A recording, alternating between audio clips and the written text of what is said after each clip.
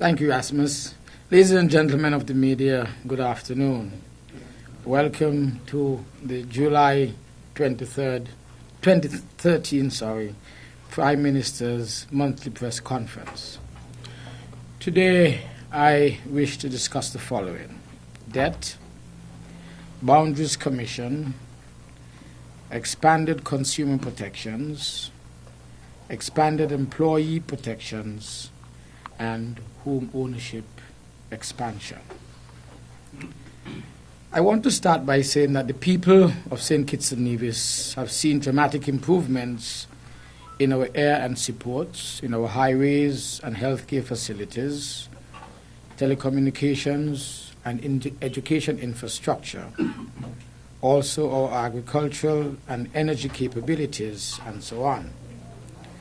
And much of this, understandably, had a direct impact on our nation's debt, as did the repeated rebuilding of Port Zante, Cruise Pier, and revetment armor, and other places whenever we were struck by a hurricane. The cost then was the national debt. The benefits, fundamental question. And the benefits are the infrastructure, telecommunications, and other advances that have given St. Kitts a very clear competitive edge where the ability to attract investment is concerned, foreign direct investment at that. I have declared in the run-up to the last election that would be the last election in which our debt levels were a concern.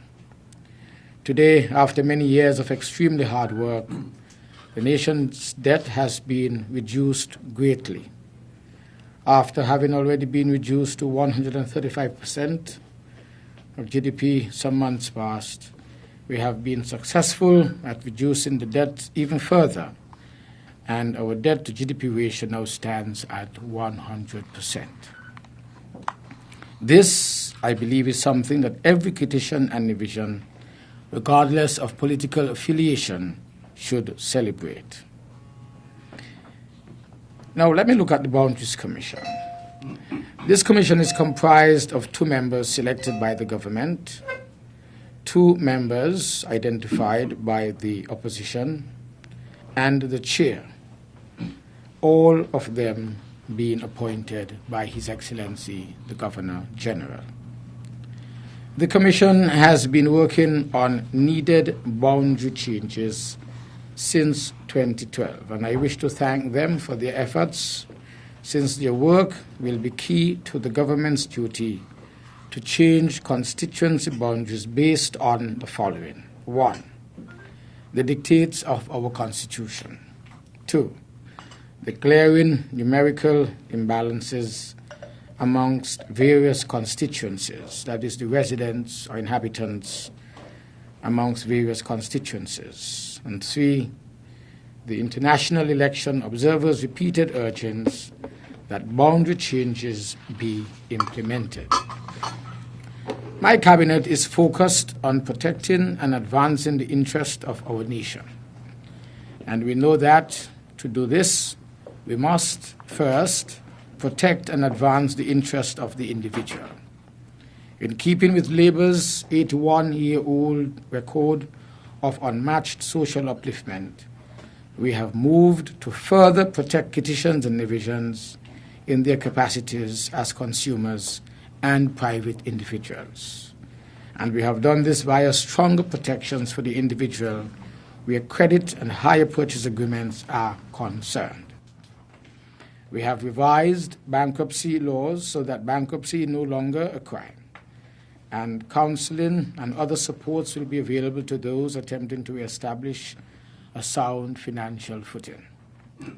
With reference to employee protections, hospitality employees will now receive 90% of any service charge collected by their employers from guests on their behalf. In addition, persons who have worked at one place for 10 years or more will now receive a long service gratuity payment.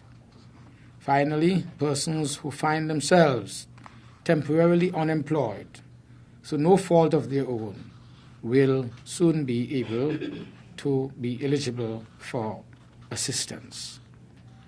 What sets this Labour administration apart from others is our very heavy emphasis on home ownership.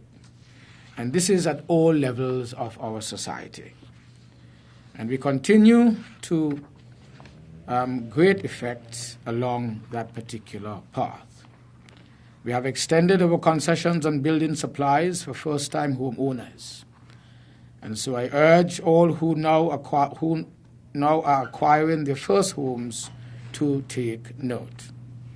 At the same time, through the SIDF, we are making 5% loans available to existing homeowners through the Housing Enhancement Loan Program. And I urge homeowners to note this as well. Home ownership can change the social and economic trajectory of a family. My cabinet, it understands this.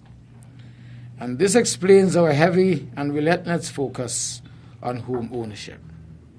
The government is doing its part, and so we urge nationals to take note, to step forward, and seize the many novel opportunities that the government is providing in this particular regard.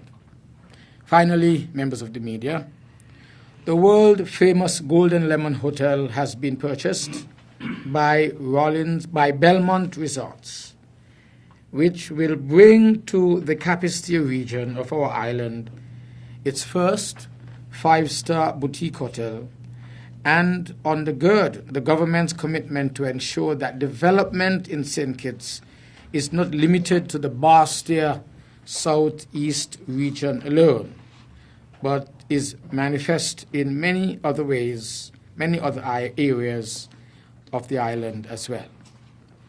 And so, with those few remarks as an opening statement, I want to thank you, ladies and gentlemen of the media. And I will now, of course, like to take some of your questions. Thank you. Thank you very much, Right Honorable Prime Minister. Members of the media, ask your questions, identify